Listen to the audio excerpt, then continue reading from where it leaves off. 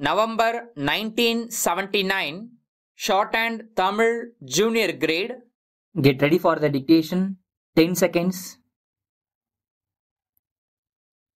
5 seconds. Start. நிதிநிலை அறிக்கையில் நடந்த விவாதத்திற்கு பதிலளித்து மாண்புமிகு நிதியமைச்சர் அவர்கள் பேசியதாவது: சட்டமன்ற தலைவர் அவர்களே, கடந்த 4 நாட்களாக நடைபெற்ற விவாதத்தில் மாண்புமிகு உறுப்பினர்களில் பெரும்பாலானவர்கள் தங்கள் தொகுதிகளின் குறைகளை பற்றியும் தேவைகளை பற்றியும் விரிவாக பேசினார்கள். அவற்றை எல்லாம் பரிசீலித்து அரசு ஆவன செய்யும் என்று முதலாக தெரிவித்துக் கொள்கிறேன். நமது நாடு முன்னேற வேண்டுமானால் எல்லா பகுதி மக்களும் கடினமாக உழைக்க வேண்டும் என்பதை அறிவீர்கள். அப்படி உழைப்பவர்களுக்கு தகுந்த ஊதியம் கிடைக்கிறதா என்பதை நாம் கவனிக்க வேண்டும்.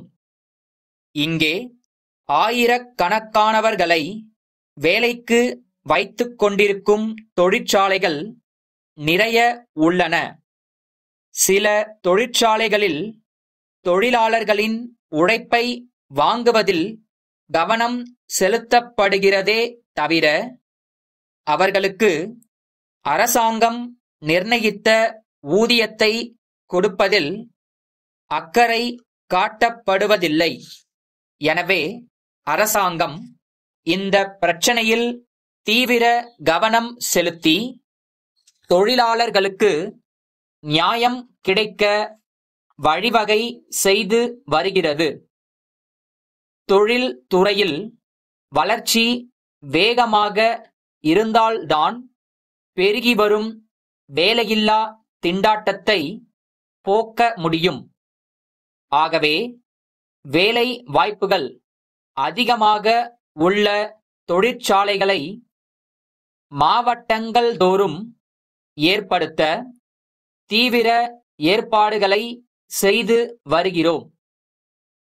கிராம பகுதிகளில் உள்ள மக்கள் விவசாயத்தில் ஈடுபடாத காலங்களில் தங்களுடைய வருவாய்க்கு வழி தேடிக்கொள்ள பல திட்டங்கள் உருவாக்கப்பட்டிருக்கின்றன என்பது உங்களுக்கு தெரியும். அந்த திட்டங்களுக்கு கிராம மக்களின் ஆதரவை திரட்ட வேண்டும் என்று உங்களை பணிவன்போடு கேட்டுக்கொள்கிறேன். நோயற்ற வாழ்வே குறைவற்ற செல்வம் என்பதால் எல்லா பகுதி மக்களுக்கும், குறிப்பாக நாட்டுப்புற ஏழை எளிய மக்களுக்கும் விரைவாக இலவச மருத்துவ உதவி கிடைக்க திட்டங்கள் தீட்டப்பட்டுள்ளன. திட்டமிட்ட குடும்பம் தெவிட்டாத இன்பம் என்பதை ஏழை மக்களுக்கு உணர்த்த குடும்ப நலத்துறை விரிவாக்கப்பட்டிருக்கிறது. கிராமத்து மக்களின் வளர்ச்சியில்தான் நாட்டின் வளர்ச்சி இருக்கிறது.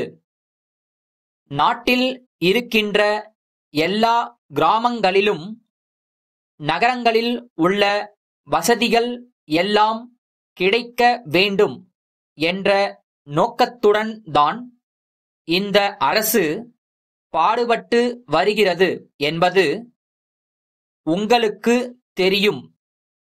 அப்படிப்பட்ட வசதிகளை கிராமங்களுக்கு தருவதற்கு நிதி பற்றாக்குறை குறுக்கே நிற்காது.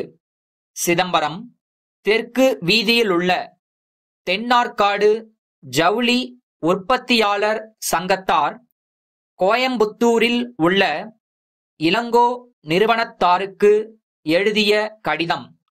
அன்புடையீர், உங்களுடைய கடிதம் கிடைத்து விவரம் தெரிந்து கொண்டோம்.